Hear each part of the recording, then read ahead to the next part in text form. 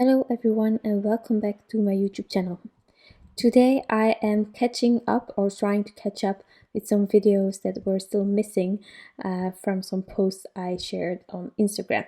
So this one today is with a digital stamp from, and I will try to pronounce it correctly, Mifabricadecreaciones. I have no clue how to pronounce it, but it's a lovely lady that has these incredible bunnies that she designs, illustrates. I think they are adorable, and she stepped into the world of digital stamps and is now selling her digital stamps. This one was her first that she released, and it was last month, and she also decided to give it away as a gift for everyone who is willing to join her on her digital journey, digital creations journey. Well, she's really sweet, and I was really honored to share this card as one of the many inspirations for her new adventure. So concerning names and stuff that I'm using, I will put everything in the description box, also my blog post, and towards her digital stamps I will link because I think it's Spanish, but I can be wrong. But I don't speak it, so I will not try to pronounce the names of the digital stamps, but all of the links will be in the description box towards her because I really think it's adorable and I prefer you checking it out yourself than me pronouncing things incorrectly and it being unfindable because of my pronunciation. So therefore, I will just put every link that you might need towards her in my description box. So I started with this digital stamp, printing it out on Transotype perfect coloring paper, and I took my Copic markers to color it in. I went really slowly. I of course sped it up for the video because otherwise this would take a lot of time. Concerning combinations, you can find them on my blog post. Normally, whenever I use this paper, and it's truly my favorite so far, I need two, maybe sometimes three layers. It depends on the size of the image that I'm coloring. But here, as you can see, I use two layers to get the blend that I need or want, and then I continued with all of the other colors. Now, because this is a new release and I really wanted a festive card, I decided that I wanted to go with some rainbows,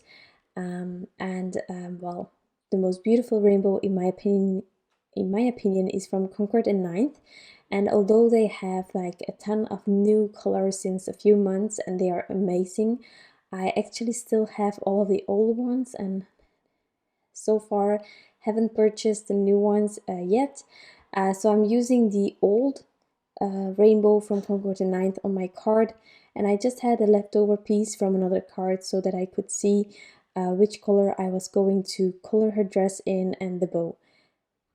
I decided to go with the blue, BG blue, so the teal blue color, and I actually used the same combination on the dress as on the bow, just to keep it simple. We will have tons of colors in the background, so that will be quite festive enough. So for the blues, I just have a combination of 3 markers, and I made sure to just go over everything until I was happy with the blend. Sometimes it takes a bit more time if you have a marker that is a bit further away from another one. If the blending is too hard, you can always do the tip-to-tip method where you go with your lighter marker on top of the nib of your darker marker, and so it will transfer a tiny bit of that, and then you can start the blending with a mixture of the 2 markers already. I also added a tiny bit of blue on the eyes, and then I added some white jelly roll pen details. Really simple, just some dots on the dress. You can just leave it as is. You can add other embellishments if you want to. You can add glitter if you want to, glossy accents. Really tons of possibilities.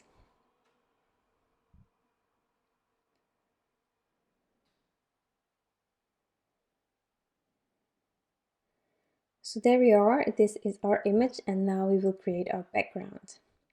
As I said, I'm going with a rainbow, so I decided to take all of the colors from the Concord 9th rainbow, and I started trimming slivers, strips, as I learned in the past from Laura Fedora or Laura Besson. Really a big inspiration. And these stripes, actually, I started doing this kind of backgrounds thanks to Crafty Morocco, if you remember. There we have the Barn on Mini Slimline die and the Barn on Slimline die, and I just had all of these leftover bars or strips, and I started to just place them at a certain point really randomly, different heights on top of my card base, and it worked out great. You can use it as kind of a pedestal to put images on, and that's what I'm going to do today. So the bunny will be leaning on top of some of the bars here, and I will just each time vary in height so that it is a really playful rainbow going on the bottom of my card. So I decided to lay everything out. Finally, I'm using some purple tape to keep everything in place, and then I will kind of adhere everything all together on top of this panel, die cut it, and so on. In the end, I ended up needing another strip as well, a dark blue. I added even because there wasn't enough for an A2 sized panel. So I just made sure to add another sliver. I also ruined one of the slivers because the purple tape, it is kind of a really gentle tape, but still I was too quick, I think, when peeling it off, and so I ripped one of my pieces apart, and I just added another one. No biggie. So here I had a few slivers that wouldn't, stick to the purple tape from the get-go, and when I started adding them in between, there was kind of an overlap or something like that, so that it wouldn't fit all on there. So I just removed all of the blues and started putting them back again. One by one, I added another piece of purple tape to help me keep everything just in place, and then I could use some liquid glue to add it on top of my so far colored in a panel. So the purple tape I'm using is from Longfont today, but there are many purple tapes that are great. I just had this still in my craft room, so that was handy. So here we go. And then I just need to make sure that the bunny is on top of the red ones, as I intended. Those two are next to each other so that there is enough space for the bunny to be put on. So that's what I'm doing. All of the others can be wherever they are, not to worry. I had to snip a tiny piece of the orange because when I trimmed it, some of my strips actually were leftovers, and this one I trimmed, it was kind of, the edge wasn't really neat, so I needed to go over it with a scissor to make sure that I had one neat edge. So here I realized that I missed like a color, and here I ripped the blue. So really I was thinking, Lean, you're almost there, and now you're making this, I was a bit upset about it, but there are ways to fix it. So I really gently peeled off that blue, also ruined a tiny bit of that of my panel, but you will not see it. So unless we cannot cover it, it is not ruined completely, okay? So here I'm just adding the midnight color as well. Also all of the colors of cardstock from Concord 9 are listed on my blog post and down below in the description box. And since now it was big enough for an A2 or wide enough, I could decide upon sentiment. Now, I decided to go with a sweet friend as a sentiment for my crafty friend who just started her adventure on the digital stamp department.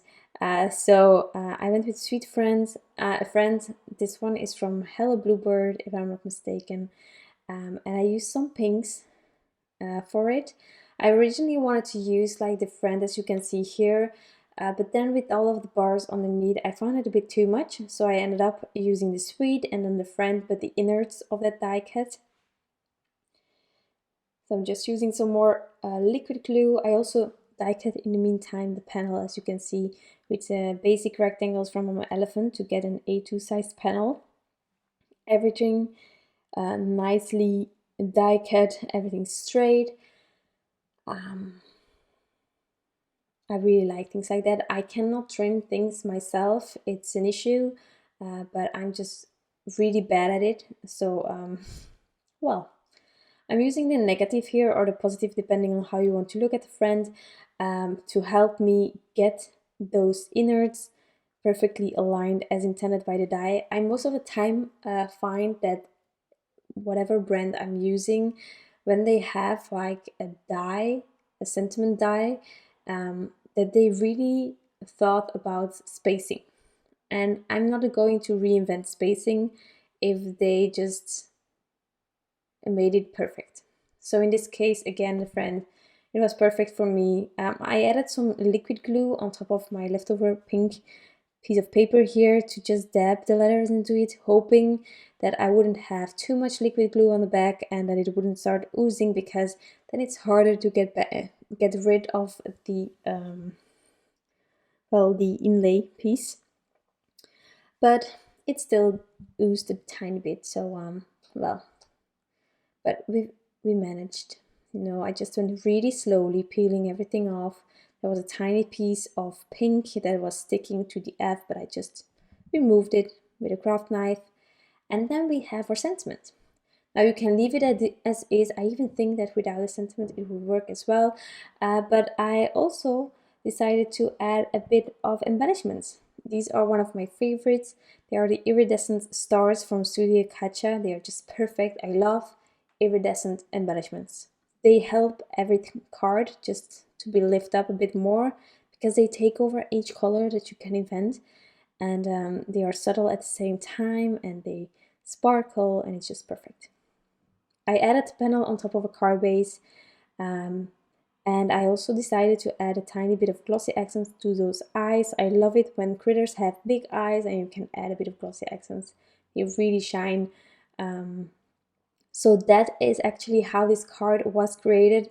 I'm really happy that I finally got to share the video. Also, the blog post is on, so you can check everything out. I'm really sorry that I'm a bit late with all of the videos, but I'm trying to catch up. After this voiceover that I did for this card, I actually continued a few more. So I promise in the upcoming week, I hope to share all of the videos that I was able to finally finish. Thank you so much for your patience. I hope that you enjoyed this video and that you like the inspiration. Definitely check out this amazing woman, Mifabricadecreaciones, or something else. Thank you so much. I'll be back soon. Bye!